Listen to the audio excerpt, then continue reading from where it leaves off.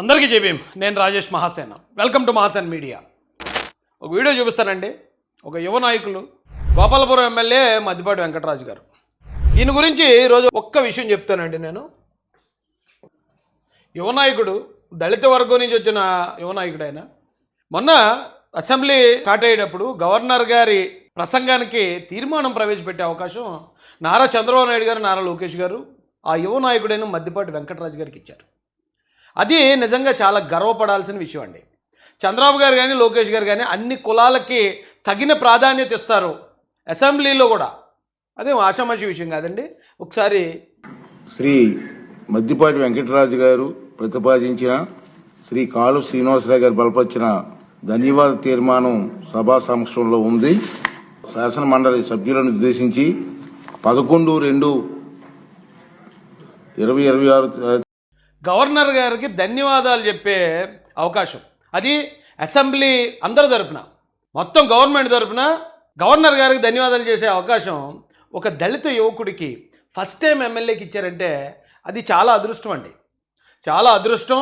చంద్రబాబు నాయుడు గారు, లోకేష్ గారు ప్రతి ఒక్కరిని గుర్తించే విధానం ఎలా ఉందనేది మన అందరం కూడా ఒకసారి గుర్తించాలండి.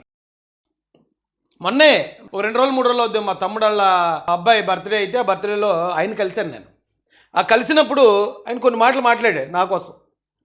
ఒక సిద్ధాంతానికి కట్టుబడి, మామూలుగా మాటకి కట్టుబడి సిద్ధాంతానికి కట్టుబడి వెళ్ళడం అంటేది చాలా సంక్లిష్టమైన అంశము. అవన్నీ ఒడిదుడుకులు దట్టుకుని ఒక దళితుడిగా ఈ సమాజంలో ఒక గుర్తింపు తనకు తానుగా, అంటే తనకు వచ్చిన ఈ స్థాయి ప్రతిదీ కూడా ఇటుక తనకు తానే పేర్చుకొని, తనే ఒక నిర్మాణం చేసుకున్న, తనే మేస్త్రిగా ఉన్న, తనే శిల్పుగా తను చెక్కుకున్న ఒక రూపం. అది చాలా మంది దళితులకు ఆయన ఒక ఆదర్శం. అలాంటి సోదరుడు ఇక్కడ ఉండడం అనేది నాకు చాలా ఆనందం కలిగించింది. ముందుగా గోపాలపురం నియోజకవర్గానికి మహాసేన రాజేష్ గారిని. తెలుగుదేశం పార్టీలో నేను గమనించిన ఒక అద్భుతమైన లక్షణం ఏంటంటే అండి, ఎమ్మెల్యేలు, మంత్రులు ప్రతి ఒక్కరికి వాళ్ళు ఇచ్చే రెస్పెక్ట్ చంద్రబాబు నాయుడు గారు, లోకేష్ గారి ద్వారా నేర్చుకున్నది అయ్యి ఉండొచ్చు. ప్రతి ఒక్కరిని వాళ్ళు గుర్తించే విధానం. నన్ను చాలామంది చాలా రెస్పెక్ట్ చేస్తారండి.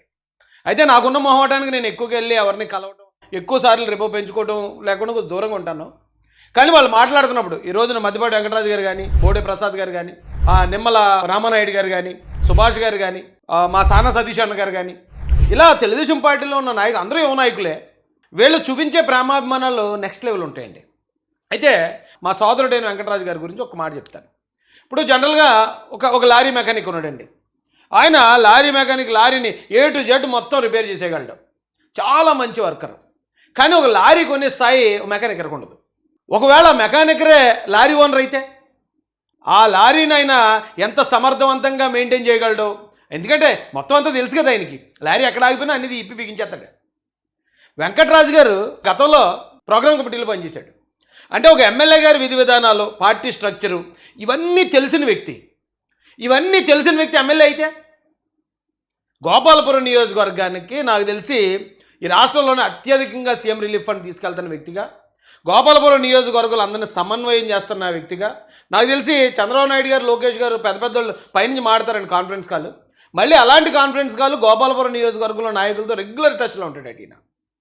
అలాంటి యువకుల్ని, ఆ సమర్థత కలిగిన వాళ్ళని ఆ చంద్రబాబు నాయుడు గారు, లోకేష్ గారు వాళ్ళు ఐడెంటిఫై చేయడం, వాళ్ళకి అవకాశం ఇవ్వడం అనేది ఒక అద్భుతమైన విషయం. అయితే ఇలాంటి యువత వాళ్ళ నమ్మకాన్ని నిలబెడుతూ ఈ రోజున పార్టీకే కానీ ప్రజల్లో, ప్రభుత్వానికి ఇంత మంచి పేరు తీసుకొస్తూ పనిచేయడం కూడా ఒక గొప్ప శుభపరిణామం అండి. హృదయపూర్వకంగా మీకు ధన్యవాదాలు తెలియజేస్తున్నాను మద్దిపాటి వెంకటరాజు గారు.